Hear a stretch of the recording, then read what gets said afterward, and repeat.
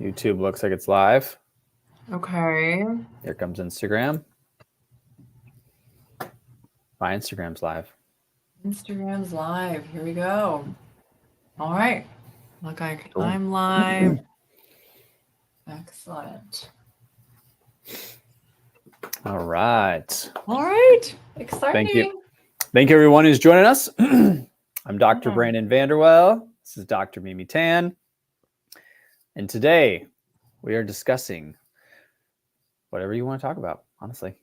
It really is anything that you want to talk about. But most things, I mean, related to weight loss. So let's say let's limit it down the things in the world to limited to weight loss. And we have some questions actually pre-submitted. So thank you, everyone who has already submitted questions. And that is Dr. Tan. You want to take it away? Yeah. Came to you. Well, so yeah, we have a couple of pre-submitted questions. I'm going to leave one for later in our conversation because it actually is very relevant to like eating after surgery. So I'll kind of squeeze that in somewhere else. But I have a good one for you. This is from Jacqueline. I previously had the intragastric balloon, gained the weight back, actually here at Aviva, and then gained the weight back. What are the long-term effectiveness and outcomes from the endo sleeve procedure? Also, is there a la carte maintenance or nutritional program available? I'll just answer that second question. If you have had any procedure with us in the past, please do call us so that we can follow up with you, and then we can talk about other procedures in detail as well. But she's now asking about the endo sleeve procedure. So what are your thoughts? Yeah. So I think number one, the balloon is, all these things are tools. The balloon itself is a tool that, makes you feel more full. So you can't eat as much food. It fills up your stomach, helps people lose some weight, but then it does have to come out within 6 months, usually 6 to 12 months. And some people will go a little longer.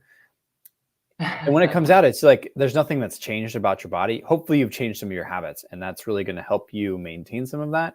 But the data shows that it's very hard to maintain. And if you have gained your weight back, like it's not even just that you're alone, you're actually in the majority of experiences. We don't do balloons currently. I'm not opposed to balloons existentially, but we just find that we prefer other tools generally. Yeah. So the endo sleeve is a great tool. That tool, it really helps. It reduces the size of your stomach, so you feel full sooner. It makes it cooler. It makes it okay with your body to eat less food, and it works really well. Our general experience is about 24%, 23% total body weight loss on average for all comers. That's all comers. That doesn't necessarily know. I'm not exactly sure where you're going to be, Jackie or Jacqueline. So. But from a long-term standpoint, it seems to be much more long-term effective. I always give a caveat with any bariatric surgery is that I wish I could say it was a permanent cure for everything, but it's not. It's just a tool, and all tools can break down if they're not used properly. Sometimes it just can break down even if they are used properly. So the endoscopic sleeve, we have 5-year data plus now on it with thousands and thousands of patients. That looks like it's pretty solid, or at least 3-year data with thousands of patients that looks like people maintain their weight loss. And in our practice, we've been doing the endo sleeve for about 4 years, and we have some patients that are still doing really well with it long-term and are still really happy that they've done it. I don't have as much long-term data in our set. I really wish I did. I just find it's really hard to get people to come back years later, whether they're doing great or not, honestly. Yeah. So and I think that's kind of the experience, honestly, of long-term follow-up in America in general, is that just because, people kind of go all over. Yeah. It's hard to get long-term data. I think the endo sleeve is a fantastic tool. It really is. I wouldn't do it if I didn't think it was good and really helpful. And I've seen that, and we've been doing it for a long time, which is why we continue to do it and really like it. Mm-hmm. And especially for the people that are like, man, surgery just feels like a little bit too far for me.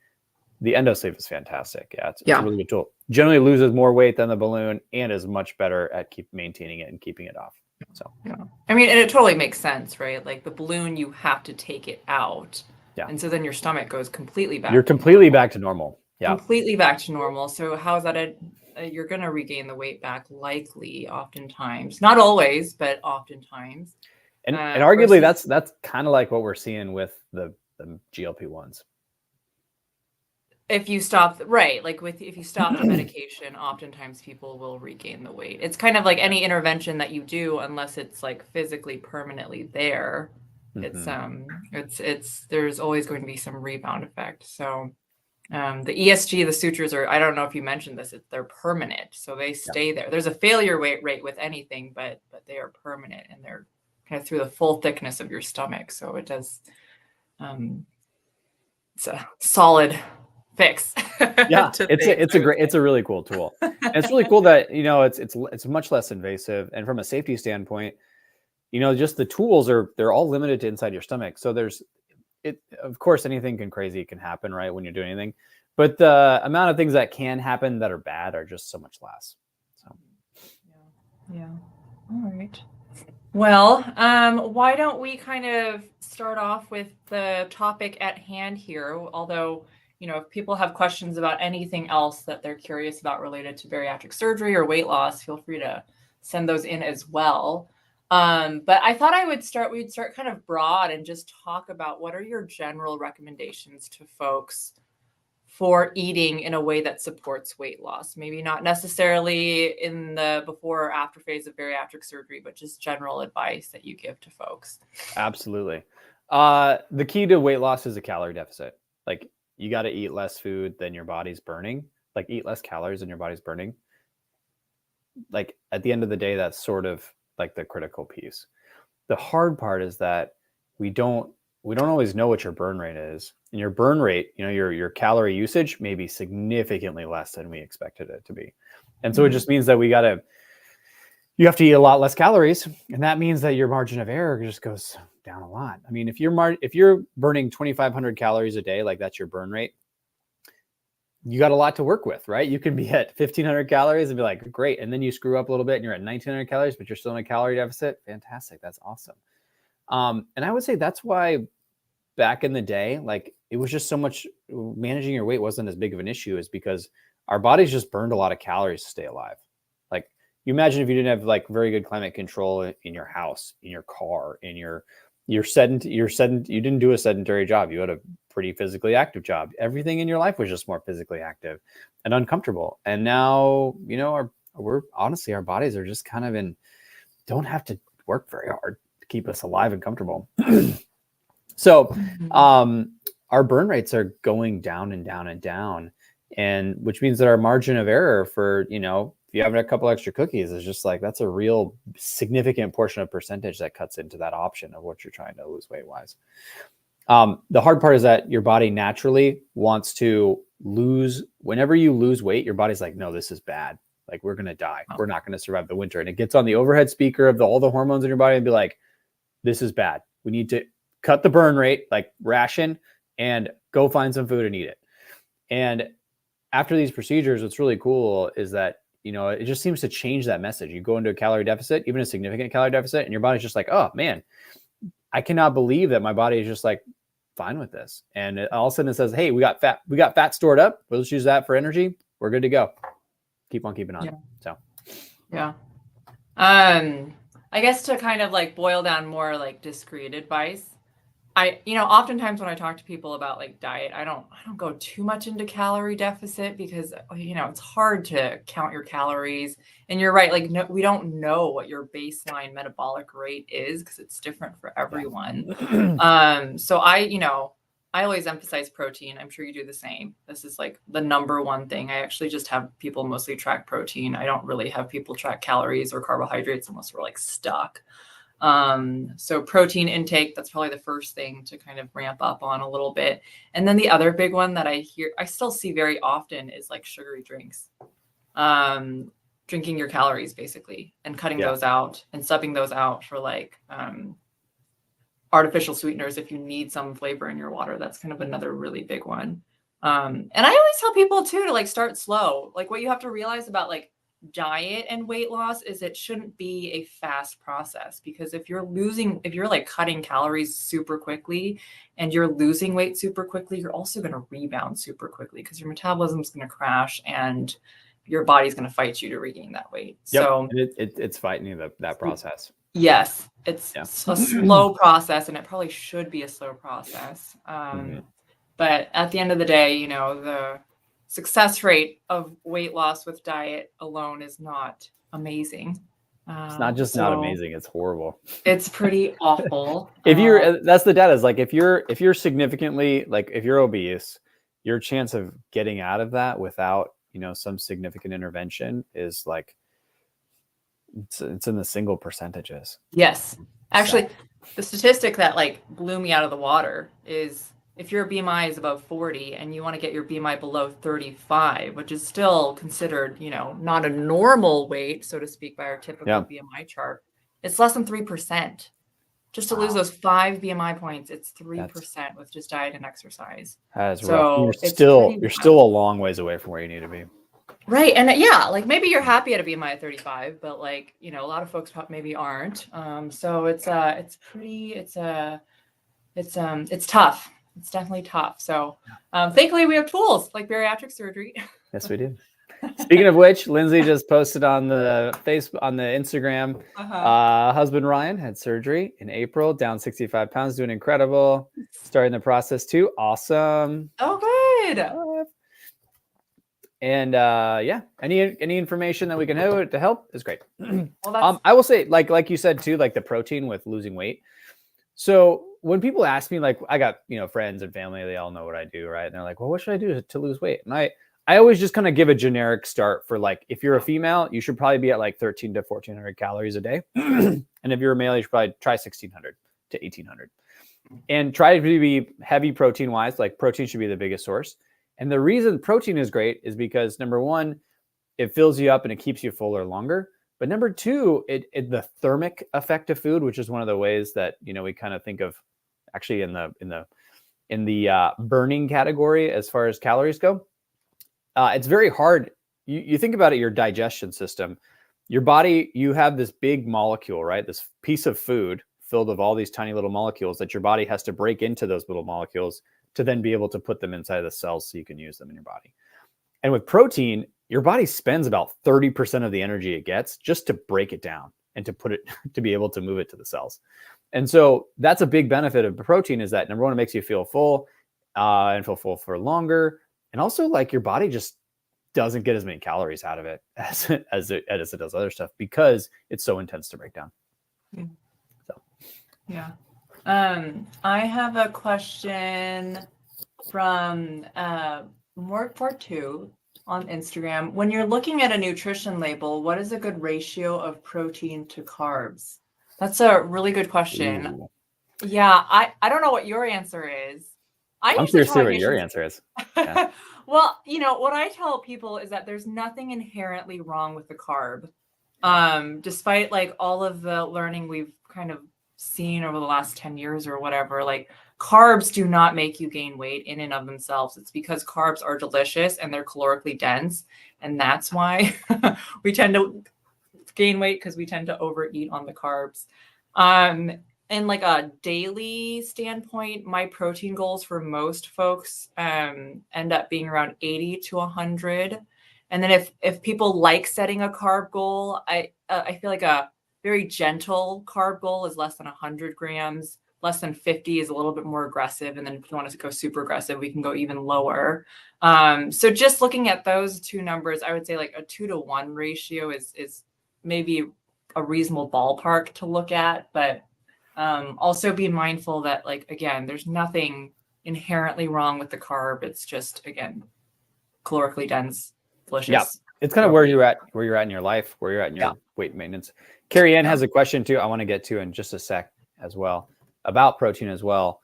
I think I really try to have like just carbs be a pretty small percentage of anyone's diet that lives in the 21st century, unless you're like a young adult or a teenager. They can definitely need more energy just because their body's just burning a lot more. Unless you're super active and your body is burning a lot of calories. Most of us should just be eating a lot less carbs, and the carbs we should be eating should be complex carbs and not simple carbs. Yes. Yeah. A good metric for simple carbs is if you put it in water, will it dissolve? Like if it dissolves in water, then it's like this is like just that's a simple carb. It just mush, turns it just kind of melts in there. Carrie Ann 2277 says, can too little protein keep you from losing weight? That's a really good question, Carrie Ann. Thank you for your question. And too little protein can actually there's two things here. So there's weight loss, so just like the number on the scale, and then there's like healthy weight loss, which means you want to be losing fat, your excess fat, but you want to maintain your lean body mass. What protein will do is help you preserve that lean body mass when you are losing weight, when the scale is going down. If you're eating too little protein, we do have a lot of data showing that when you're doing weight loss with too little protein, you're also sacrificing lean body mass, which means that we're losing weight in a less than healthy way. And so protein has a lot of whammies to it, a lot of benefits to it, which is it helps you feel full, like, and more satisfied. It doesn't give you as many calories because your body actually has to work hard to break it down. It also provides you the building blocks that you need. So your body, when it's losing weight, it says, hey, I'm just going to pull the fat out because I have enough protein and I have all these other things that I'm not going to take it from my lean body mass. So I've seen this before. People have even bariatric surgery. They're not following the instructions at all. They're like eating Cheetos. Like, I've seen this a couple times.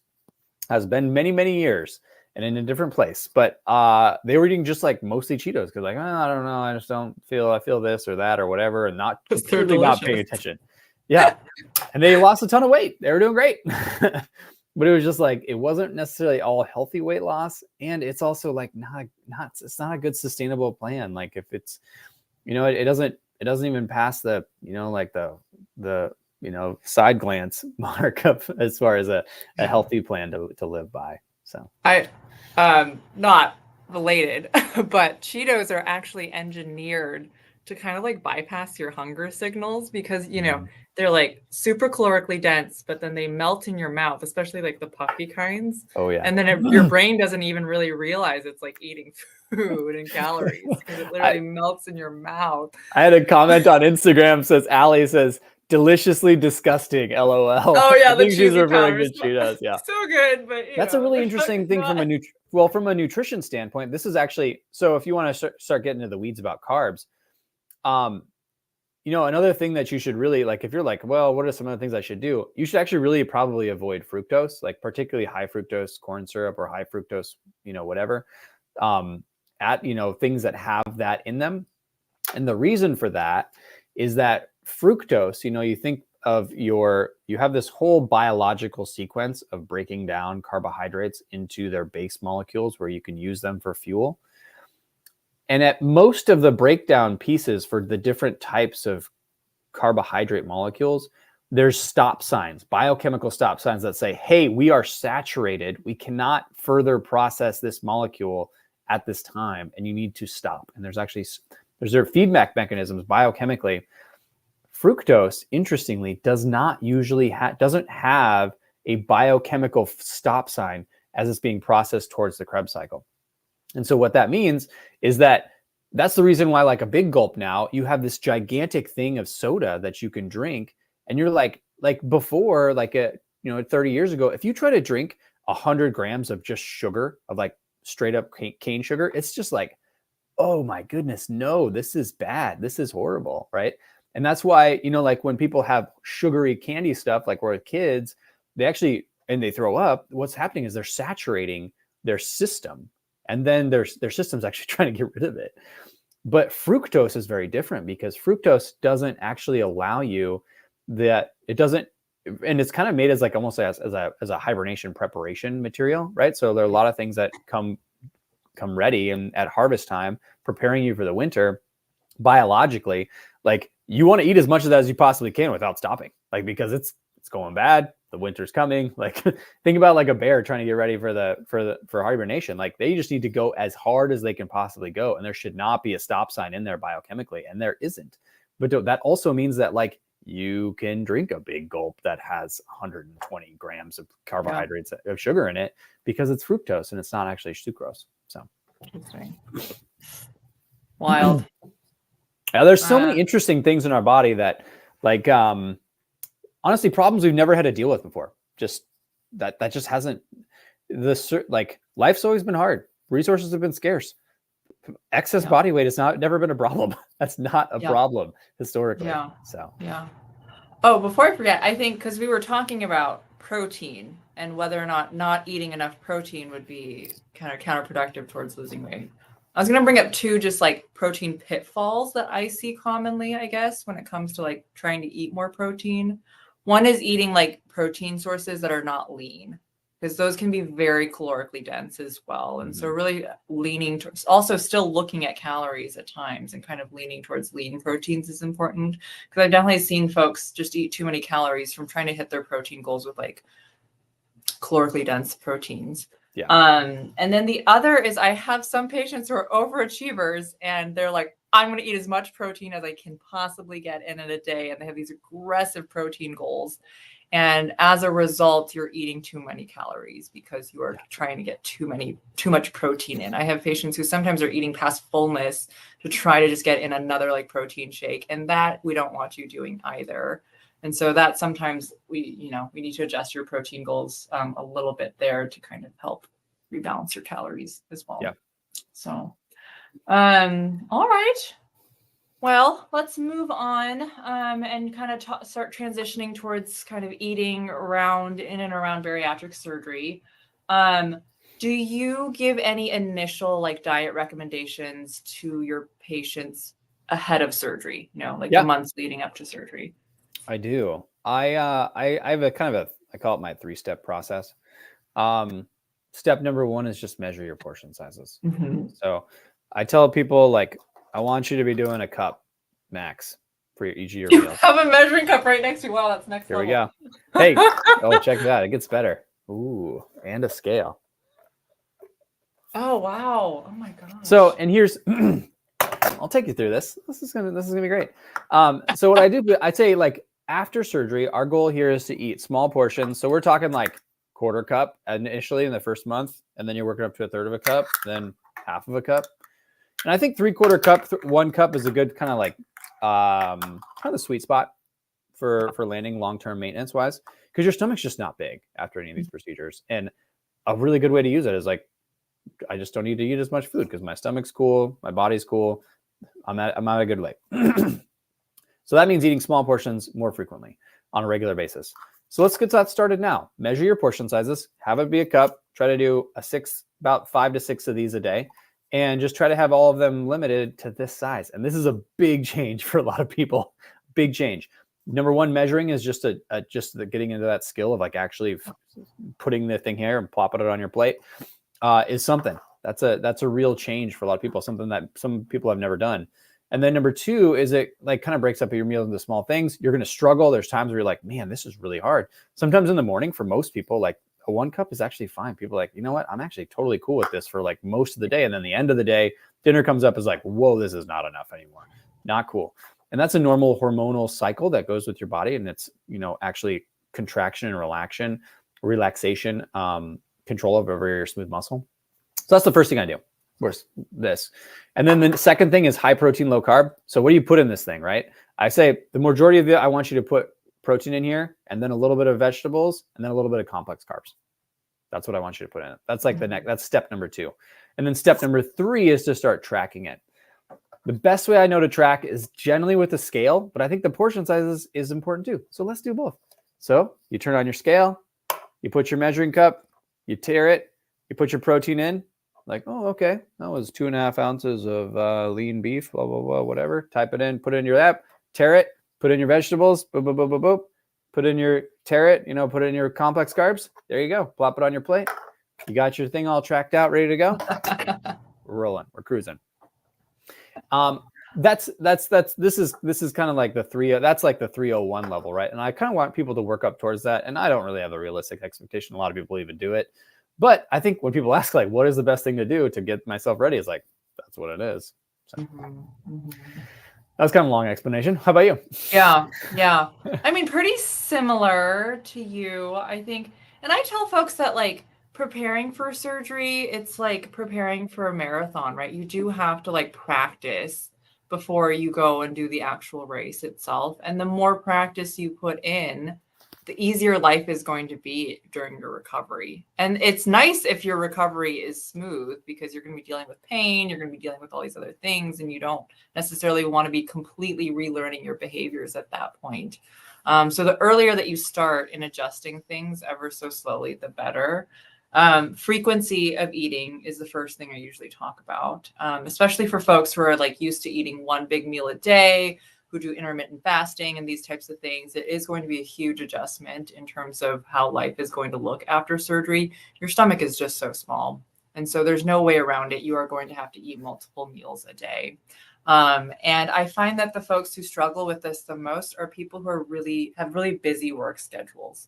And so I say, just start practicing today. Like, you don't even have to necessarily eat, but just figure out what are the times of the day where you can pause for 15 minutes. And that is a time where you will be able to eat, and like kind of start setting that schedule for yourself and that rhythm for yourself. And then the portion sizes as well as the other thing. I feel like I don't give anyone like a specific cup size yet before surgery that they have to maintain, but I do ask that you start measuring in some capacity. There are some really cool like bariatric bowls and whatnot that you can buy now that are like cup in size, 2 cups, so that like it gives you exactly what that size is. And as long as you're maintaining within that container, that's kind of one way to go about things. And then I also talk about fluids. And how you should be taking in fluids. And I think this is actually really, really hard for a lot of folks who are in the tendency of either gulping or chugging a lot of liquids at once. That's a huge adjustment after surgery towards like sipping slowly throughout the day.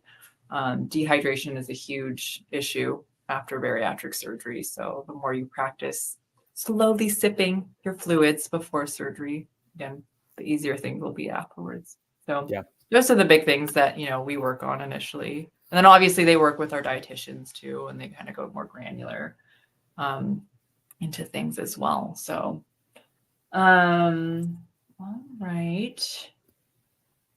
Let's see. Let's move on and talk a little bit about the liver reduction diet. What are your thoughts about the liver reduction diet? Do you think it's actually important? Do you think it's just not important? I already know your answer to this, but I figured liver reduction diet is super helpful for a couple of reasons. Number one, it's just helpful if you lose weight on the run up to surgery, particularly with a high protein, low carb diet. Where that weight usually comes from is on the inside. It's your liver gets depleted of glycogen. And then a lot of the fat around your intestines is kind of one of the first places to go as well, to get mobilized. This is helpful for when you're doing surgery so that we just have more space. If we have more space to work, it just helps us do the absolute best and safest surgery that we can.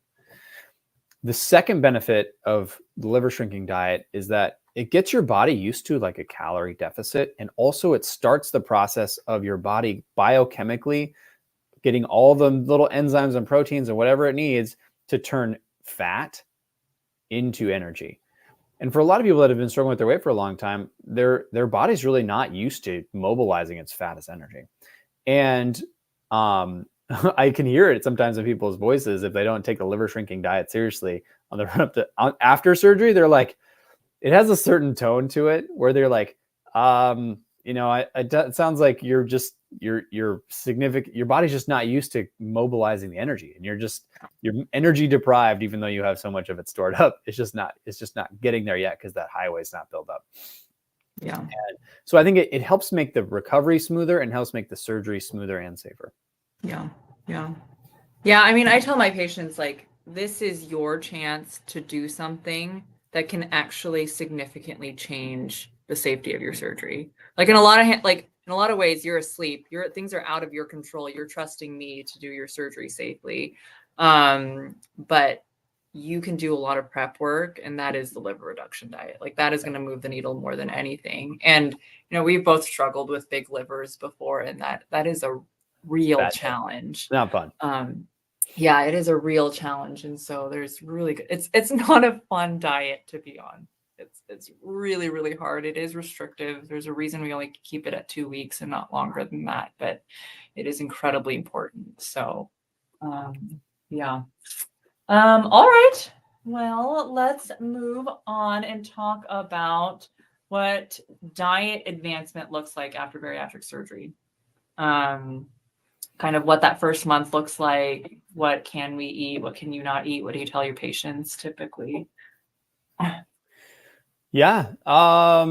Generally, I think the best process to go through in the first week after surgery, that's really show and tell day today, huh? It's kind of fun. You have so many fun things. Oh, look at this. So I think having at least 700 ml water bottle is really helpful. Then take your protein shake, pour your protein shake in here, fill it up, and try to fill up the rest of this, and try to drink at least, if you can drink this like a liter plus a liter of fluid diluted, with a protein shake in it. You drink one of those in the morning, you drink one of those in the afternoon the first week, you're good. You're cruising. You've hit all of your numbers there. So you've hit your fluid numbers, you've hit your protein numbers. If you want to do some broth, you want to do some yogurt right afterwards in that first week as you're recovering, sure, great, wonderful. Yeah. And then you just continue to do this every day. And then when you go to the pureed phase, then you start adding some fun stuff. Like you do a little bit of poached egg, you do a little bit of refried beans, you do a little bit of peanut butter, like you do a little cottage cheese. Just have sprinkle a couple little meals in there. Nothing more than your quarter cup. And you're good to go. And then when you go to soft food, you switch up that quarter cup refried beans or cottage cheese for, maybe a little bit of shredded chicken in here that's, well cooked, or tuna, and maybe a little tuna salad. You're continuing to drink one of these guys, and your life is good. And then you move on to regular textures and you start that progress. I think that's the ideal one for me, but there's a lot of different ways that people do it that works for them. So yeah. Your thoughts? Yeah, I typically tell my patients, like, for the first week to even 2 weeks after surgery, my only goal for you is to stay hydrated. Make sure you get enough fluids. Like, if that's all you can focus on, then that's all you focus on. Don't even worry about the protein necessarily. If you can do protein, that's extra credit in your first 2 weeks. And then I usually tell people, like, take it super slow, right? Like, first week you're doing liquids, next week you're doing purees, next week you're doing soft, and then your regular diet the following week after that. I feel like most people don't have a ton of issues going from the liquid to the purees. Most people are, like, more than ready to advance to the purees by the time that time rolls around. I usually but as you go into the soft, what was that? I usually, when I see people at their 1 week post-op, most of them are ready to go. Most of them are like 60 fluid ounces, 60 grams I of protein. Can't drink another sweet protein shake anymore. Yeah. But I think as you move on to, like, the soft diet, and particularly as you move into the regular diet, I always tell folks to be, like, super cautious about taking it slow, adding in things slowly. I think you don't know how your body is going to react to some of those things yet. So you don't want to go too wild too quickly and then pay for it later. So, and, like, things that people struggle with early on, the tougher meats are always hard, like the steaks, rices and pastas, which most people don't realize. I think that those are kind of a struggle because they seem soft and easy to digest, but they really expand in your stomach. Yeah, and they stick. They're gummy. And they're sticky. Yeah. And scrambled eggs, people also kind of struggle with for a similar reason, I find. So things that you might necessarily, maybe you think are easy on the stomach might actually be a bit of a struggle. So just take it slow. Morgporg 2 asked, do you recommend any particular brands of bariatric vitamins? My surgeon's office sells their own, but they're not pleasant. Oh, that's a good question. So unfortunately, yeah. I'm curious as to what brand. Yeah, me too. We do a lot of Bariatric Advantage. I think Undri has another one. There's any number of bariatric supplements, and the bariatric supplements they're just a little bit stronger. They have a few more things in them, which I think is a really good safety net when you are, when the goal of this is to have to allow you to be in a significant caloric deficit. You may not be getting all these different little things that you would previously be getting. And also your body's just kind of going through a process of really losing a lot of weight and needing to do some different things. And so making sure you have enough building blocks for all the different molecules in your body is really important. Yeah. I've been seeing more like Centrum for women. In patients that Okay. can't, that from, I think from our nutritionist, I would have to double check with them. But Yeah. when I have seen patients like not tolerate bariatric vitamins, the bariatric grade ones, they usually go to Centrum for women, and that's better tolerated. Oh, okay. Mark Pork says Journey vitamins. Oh, Doesn't like okay. Journey vitamins. Maybe try Bariatric Advantage. I feel like we don't get too many complaints about it. And the other thing is like there's different types, right? Like there's the melts, and then there's just the capsules that you can swallow. And sometimes people really like the melts and things like that. But sometimes my patients are like, I really hate these. Is it okay? The other thing is really listen to the directions on the vitamins and your nutritionist directions about when you should take them and how soon to food you should take them, because some of these things, like they're strong. There's a lot of strong elements in those things, and so they can be upsetting to your stomach on an empty one sometimes. Yeah. For some of them. Yeah. Sometimes it just takes trial and error. Like vitamins can just make you feel nauseated. That's the other thing when you first start your vitamins. I tell folks, like, take it slow. You don't need to start everything all at once, because that can make you feel kind of awful if you're trying to take all your vitamins day 10. Which is Definitely. what we usually start with. Amethyst Moon says, I like ProCare vitamins. Oh, yeah. nice. There's a lot of different types to try. So it's a little bit of trial and error too. All right. Should we move on and talk about what, I mean, we've already touched on this a little bit, so I don't know if you have a ton more to add, but what does your diet, or what should your diet look like after bariatric surgery? I think we've already touched on this a lot in terms of. I'll sum it up. Healthy food in small portions. There you go. Yeah.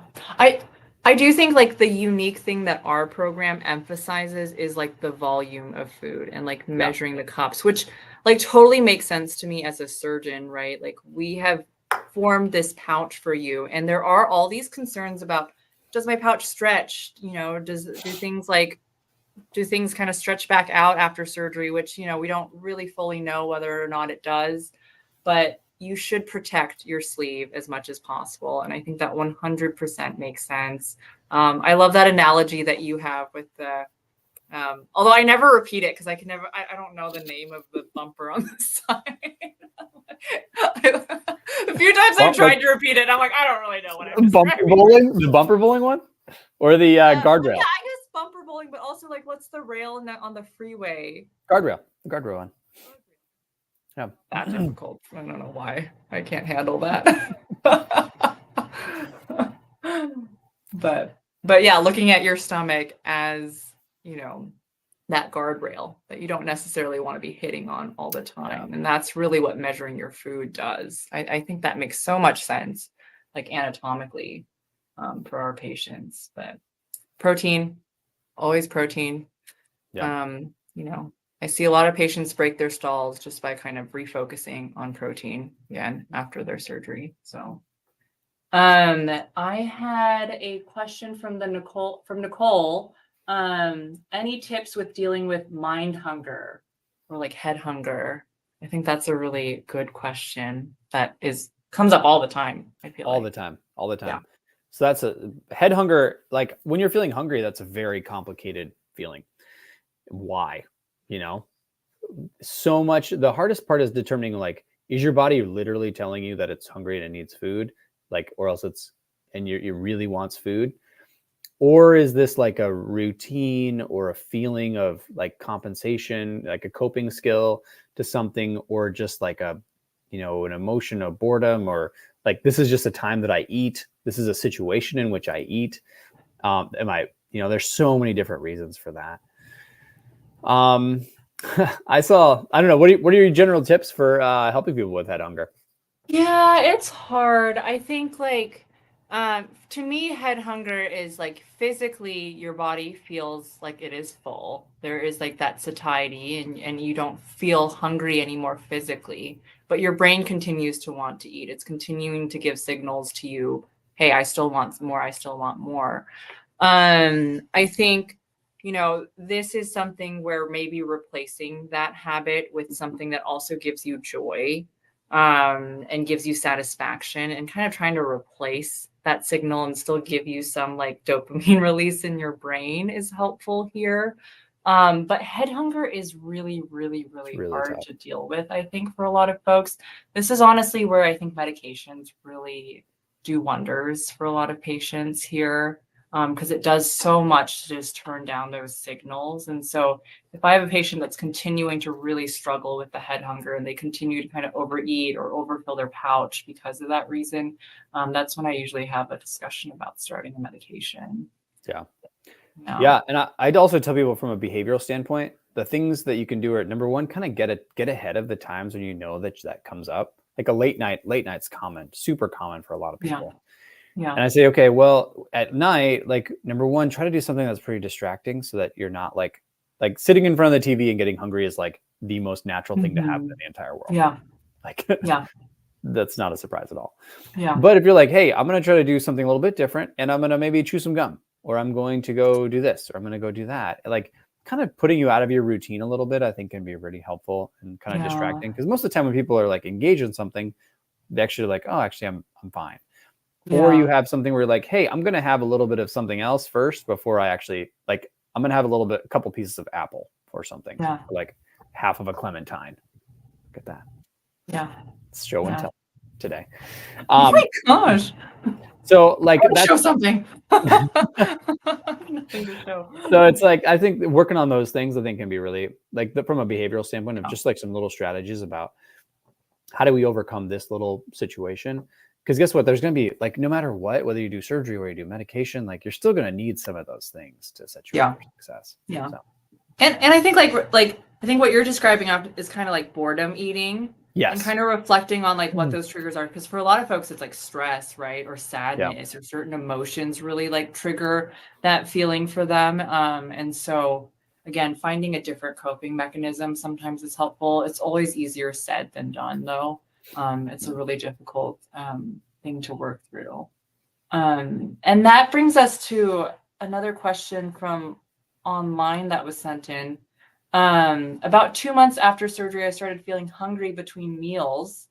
I'm concerned I will start overeating. How can I make sure I don't fall back into old habits and start eating too much or too often? I think it's a related question. That's super related. Yeah. My strategies are usually like, make sure we get enough protein. Also make sure you just have a schedule. Like try to break it up into 2-3 hour increments where you're like, usually people can like, okay, I'm going to have something in a couple hours and I have this portion of this. And then in 2 hours, I'm going to have this portion of something else. Yeah. I think that's generally helpful. And then making sure that you find something to do with yourself that kind of distracts you from those things. Like I'm going to put my attention towards this. And also maybe I'll chew gum, or maybe I'll have like, also like, kind of leaning on sometimes like some of the vegetables, like, I'll have a couple carrots or, a piece of broccoli or something. Like that's a nothing. And it's a little bit of crunch and it's, or gum. I'm a big fan of gum. So yeah. When you're working or whatever. So yeah. I mean, I think this is a very common concern for folks. And it's a little bit jarring because initially after surgery, most folks, they like lose that hunger feeling. And then I would say also for most people, that hunger does come back over time as like the hormones kind of reshift in your body.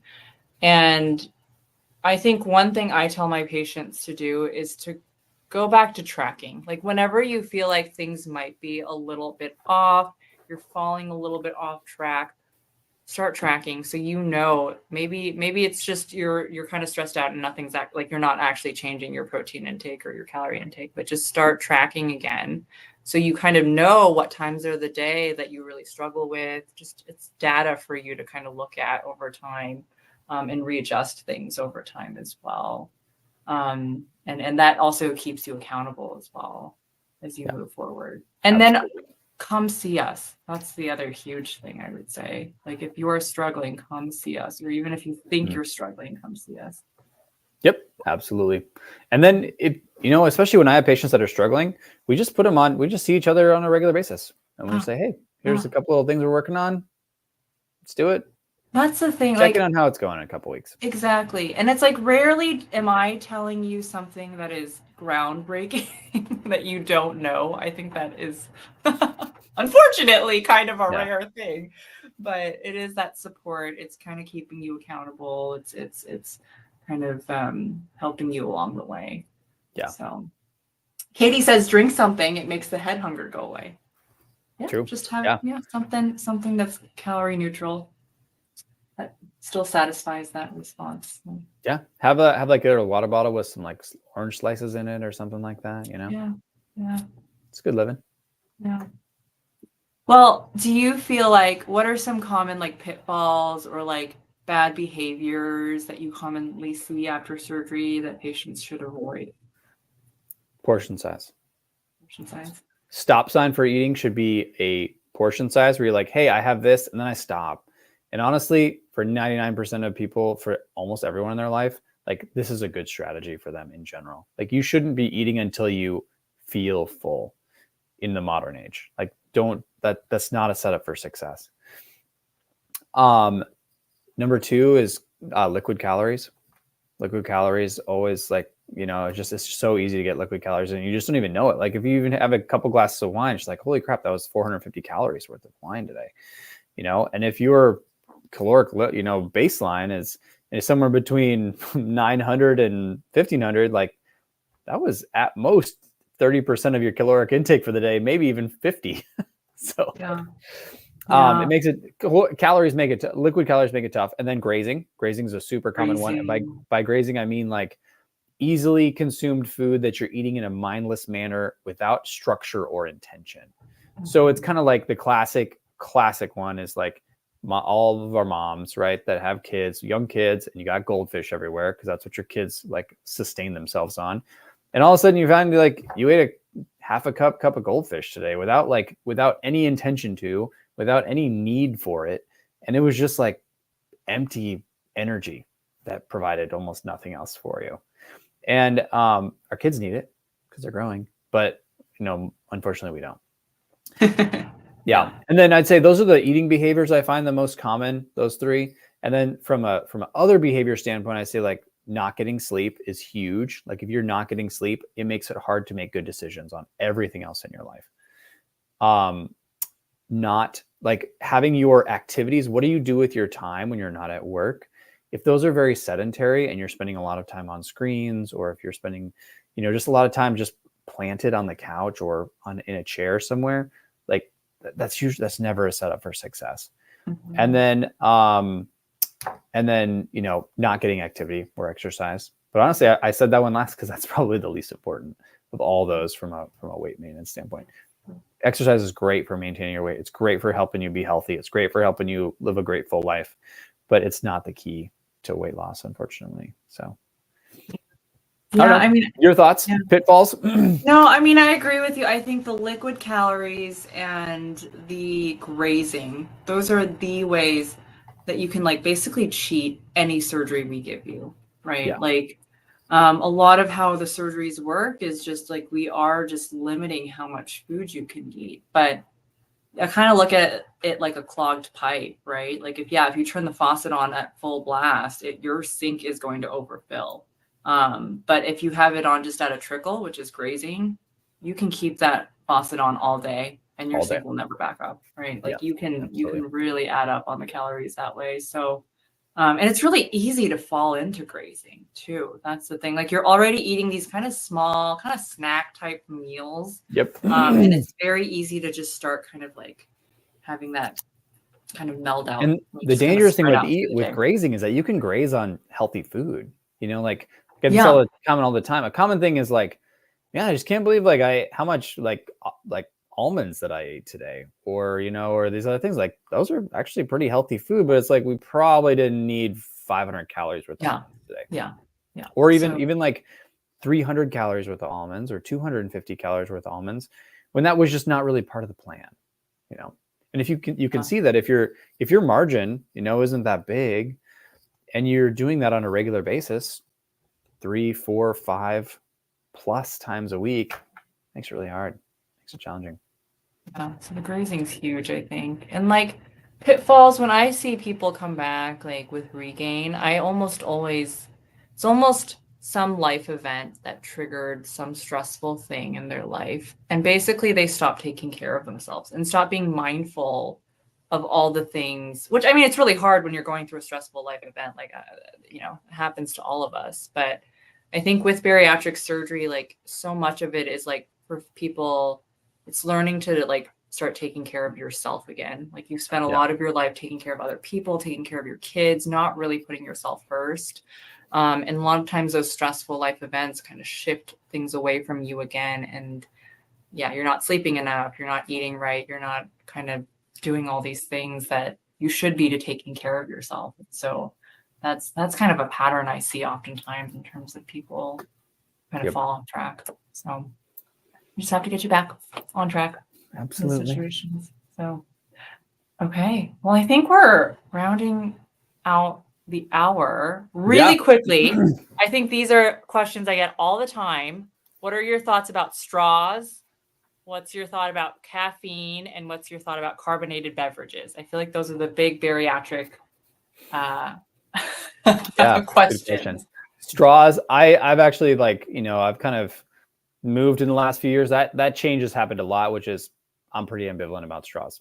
As long as it's not hurting you and you're swallowing a bunch of air and you're not feeling uncomfortable after using a straw, go for it. It doesn't bother me. But you want to make sure that you're kind of measuring how much, like, you don't want to sit there and like guzzle this, like half of this in one go. Like your stomach, especially in the first couple of months, like your stomach's just not ready for that. That's the downside about straws. But generally, some people like just, it helps them get on with it. And I'm generally fine. It's not a problem. Caffeine. I find a lot of people are very addicted to caffeine, and it's a big coping skill. And I think part of this journey is that you're trying to develop healthier cope, right? And you're trying to deal with your cope in a healthier way. This is a great chance to give yourself a shot at resetting that relationship with caffeine. Give yourself a shot. I tell people, like, is caffeine going to hurt you? Probably not. Will it help you in some ways? Yeah, it might. But if caffeine's like a big cope in your life, like maybe this is a time where we can re-examine that. Give yourself a shot. Like, let yourself grow. So I usually encourage people, our dietitians are very, like, really recommend people stay off of caffeine for 6 weeks. And I've actually come full circle in the sense of like, hey, if you can do that, that's a great suggestion. Like, I've had so many patients who before surgery, I was like, this person's kind of a squirrel. Like, they like don't seem to follow the instructions very well. They have all these, like, they're drinking tons of caffeine. I have to tell them to cut back on their alcohol, and they cut back on those things completely, or their marijuana, and they like stop that stuff because we tell them to around surgery, and they keep it off. And I see them at 3 months and they are not resuming it. And they're just like, this is a different person. It's a different person. And they're just like, they are just laser focused on their mission and their goal and their structure, and they're just going. And since I've seen that so many times now, I encourage people to try to really, you know, give themselves a shot at growing in that direction. And then what was the last one? Carbonation. I generally say carbonation you should really stay away from, period. Yeah. There's not many things in this journey that you should be like, this is kind of off the menu for me, period. Is carbonation is one. And if you're able to do carbonation in bariatric surgery, you got to re-examine some things that are going on. Be like, hey, you know, I got to tighten some stuff up, and it's stretched out in there, and I got to try to work on this and get this back. Your thoughts? Interesting. Straws. I feel the same way as you. I have spent a lot of time trying to look up like studies. It's like, do you actually swallow more air? What's the deal with straws? I can't find anything. I think it's just a bariatric like myth. Urban myth. I tell people, like, if you want to drink with the straw, go ahead, but do be mindful of the pacing. That's the only thing here. Caffeine. I like your take on caffeine a lot. I think it kind of hits on like people maybe use caffeine as a crutch. Maybe you're not getting as good of sleep. It might just generally not be a great habit if you're drinking a lot of caffeine. So I like that idea, like using this as an opportunity to reset a little bit. But as someone who likes caffeine, I'm pretty, as long as I feel like you're staying hydrated, and your caffeine of choice isn't full of sugar or calories. Biochemically, it's fine. I have no problem. Yeah, I'm pretty, I'm pretty lenient about the whole caffeine thing. And carbonated beverages, I think of that as if you can tolerate it, kind of as a treat is fine. Kind of think of it as a treat. It is going to fill your stomach up with air or, whatever the CO2 bubbles are. And so you're not going to have as much real estate to do productive things with your meal, but, or hydrate productively. But, sometimes you just want a little bubbly something. And also like maybe just like let it sit there for a little bit. Yeah, let it flatten out a little bit. That'll pour, hard pour. Yeah.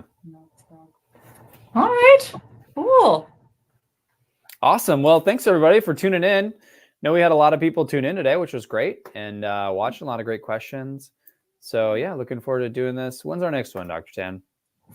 That's a good question. I think 2 weeks, if I'm not. Yeah, it's usually around 2. So on the 13th of August, we're going to talk about weight loss medications. Cool. Which great. I'm sure some people have Popular questions topic. about, so. Yeah. All right. Great. Well, thank you again, everyone. And feel free to DM us questions or whatever, and reach out. We're here to help. Love to help you in any way we can. Have a great day.